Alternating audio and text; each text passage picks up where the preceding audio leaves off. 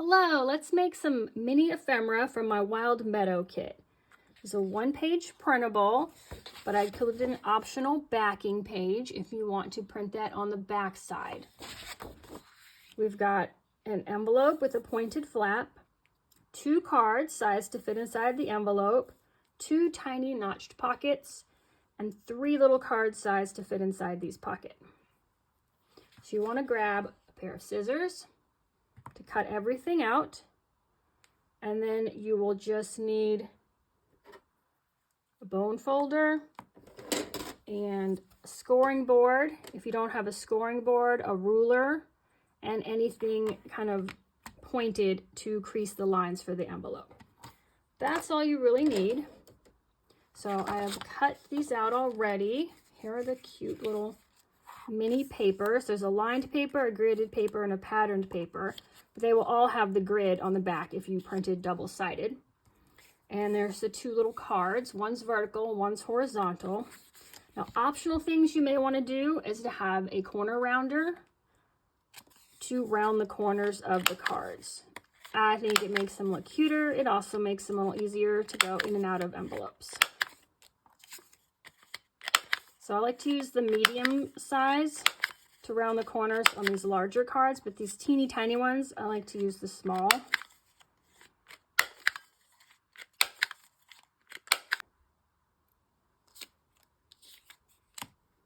And then here's the envelope cut out. It does have faint lines on here for you to follow when you're scoring. But if you can't see them, they are a little faint on the print. You just score from corner to corner. We'll get to that next. I saved this to cut out with you guys because I do want to show you a trick for the notches.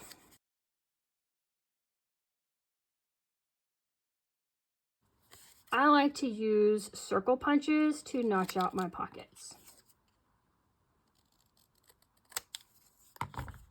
So it's optional, but if you have a 1-inch circle punch, you can tuck your pocket in here.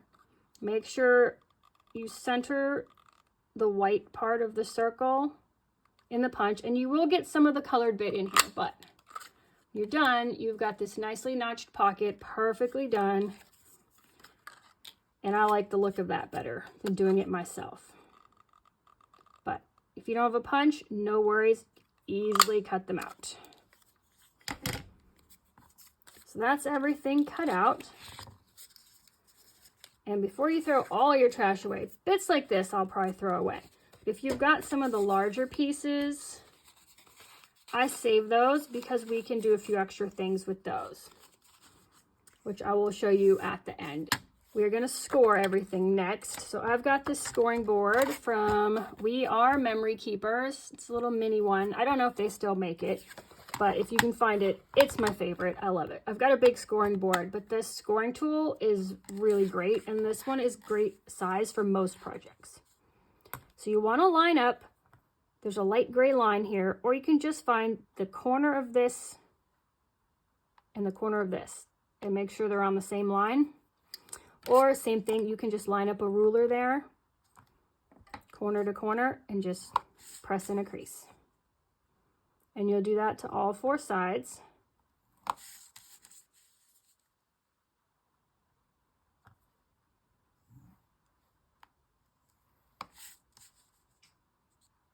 And just putting in these score lines just relaxes the paper and makes cleaner folds. But if you don't have a method or you don't want to do this, to do score lines, you can easily just fold the paper and it will naturally want to fold where these corners are.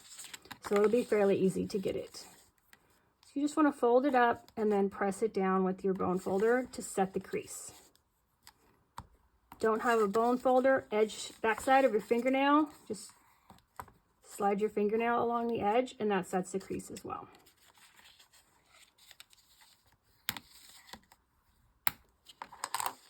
And this is the only thing to assemble on this printable. But at this stage, before we do any gluing, if you ink, this is where you will want to add ink. I love to use Vintage Photo Distress Oxide from Ranger. And there's a few places you won't need to ink, like these little side bits are hidden once you assemble the envelope, so there's no point in putting ink there. You won't see it. So I skip those, but I go ahead and ink around the entire outside edge here. And just the top part of these flaps. Because when you flip it up, that's all you'll see. You see all of this bottom flap, so lots of ink here. And then I wait to ink until I've put the creases in, because then I like to ink along each of the folded edges to give it a worn look. But this is totally optional, and if you don't want to ink, I didn't for many years when I started making journals, but I do it now, and I find it very relaxing. I'll just sit on the couch and ink like a whole kit, watching a show. So that's everything on the outside. Now I like to reverse fold the top flap and ink inside, so you've got that line shows when you open it up. And then I like to ink around the inside of the flap as well. Because, you know, if this was 100 years old and people had opened it a lot, that's kind of where you'd have fingerprints. That's where it'd look worn a bit. So that's all we're trying to do. Inking just makes it look aged. It adds a little bit of depth to it by adding something interesting, and it covers up any of the white paper if you kind of miscut and you weren't super accurate. If there's a little bit of white, inking makes it go away. So I'm going to go ahead and ink all the rest of my pieces, and then we will assemble this envelope. Okay, everything's inked, so let's go ahead and glue this envelope closed. I am using art glitter glue. It is a wet white glue that dries very quickly.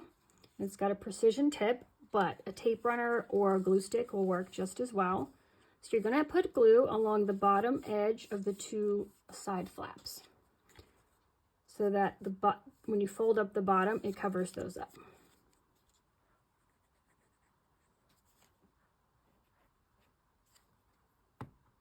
Hold those down and flip up the bottom. And just before your glue dries, just kind of pinch open the envelope and make sure you didn't glue it closed. And that's all there is to that. That's the only assembly there is on this one-page project. Now you want to make sure your cards fit in, because if they don't, you can trim them down a little bit. They're made to be a tight fit, but if you don't want them so tight, you can just shave a bit off of one edge. They both fit in there, so I'm going to let this envelope finish drying. And then let's work with the other pieces we have here. We have a horizontal card with this cute little skunk, and then a vertical card with the turtle. So on the back of the turtle, I was going to put this little pocket here. And now because I rounded the corners of the card, I want to round the corners of the pocket as well, so they'll match up.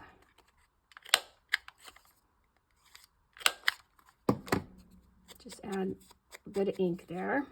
So there we go. So I want to glue this pocket down. So just glue on 3 sides. Just don't put glue on the notched side.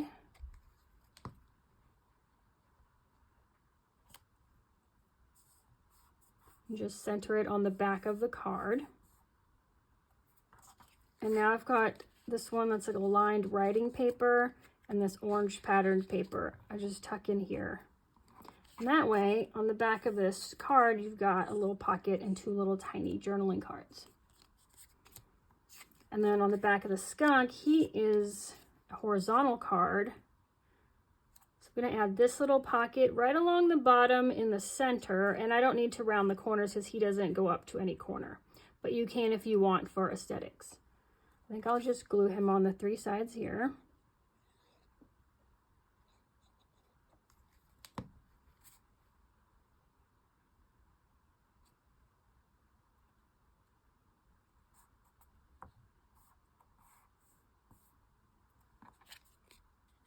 I just check the front to make sure the pocket's not overhanging. And you want to line it up right with the bottom if you want to use it as a pocket for these cards. If it's up too high, these will stick over the edge, but should fit in there just perfect and lined with the edge of the card. So from the front, you won't know that there's a secret pocket back here. Now let's let that glue finish drying for a second. Let's go ahead and put this turtle one in this envelope. Fits in there perfectly. It's going to be a little fat with both of them since they're both have pockets, but we'll try to get them all in there in a minute. I'll let that one dry. And I wanted to show you, if you saved some of the scraps that were left over when you were cutting out your ephemera, you have quite a bit left. And so if you have any punches or you're just good at fussy cutting things out, these are great to add a little extra to this kit. You can cut out pieces like this to use as little labels or word strips. I think that's a little long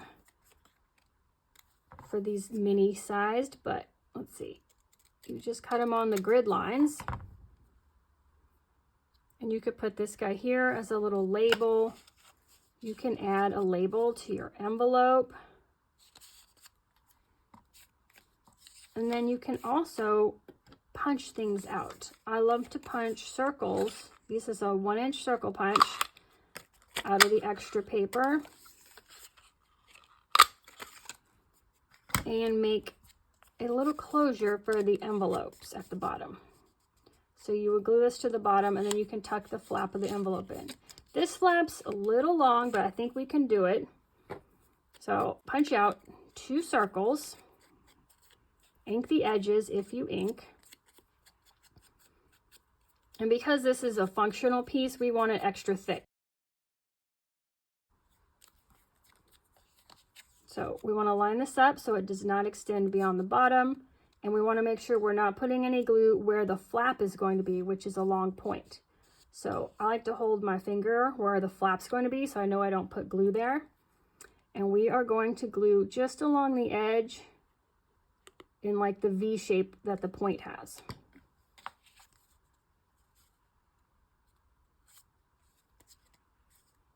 Put that down. And then make sure your flap didn't get glued in, and it didn't. Oh, you guys, we forgot to put the backing on. Hold on, one more step.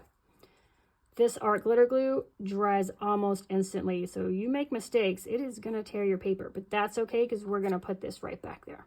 So put glue all over one of the circles, add the second circle on top of it. Make sure they're lined up and press them. Now I've got a little bit of a ragged edge since I ripped it off.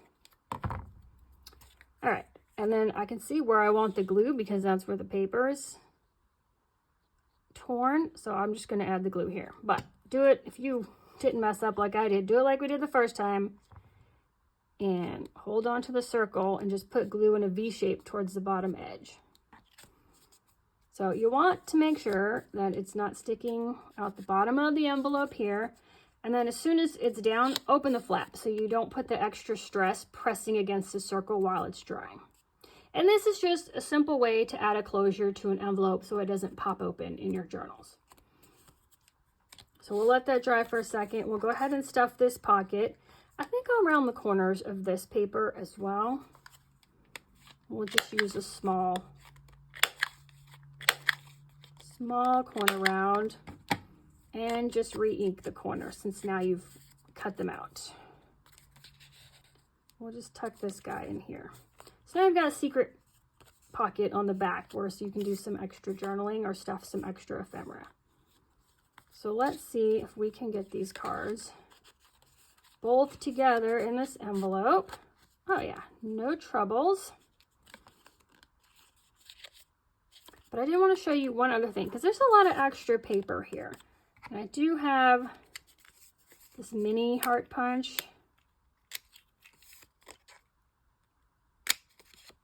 Thought about punching out a few hearts.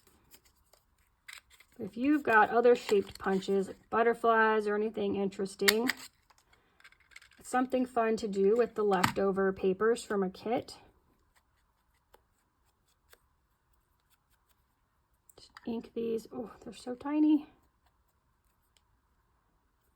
I tell you, and that's why I like the Distress Oxide ink because it's not permanent, and so I can wash it back off my fingers when I'm done so they're not orange for days. So let's pull these cards out. I just wanted to show you. So a lot of empty space up here and here. So if you wanted to add a flower a heart, a butterfly, that would be super cute.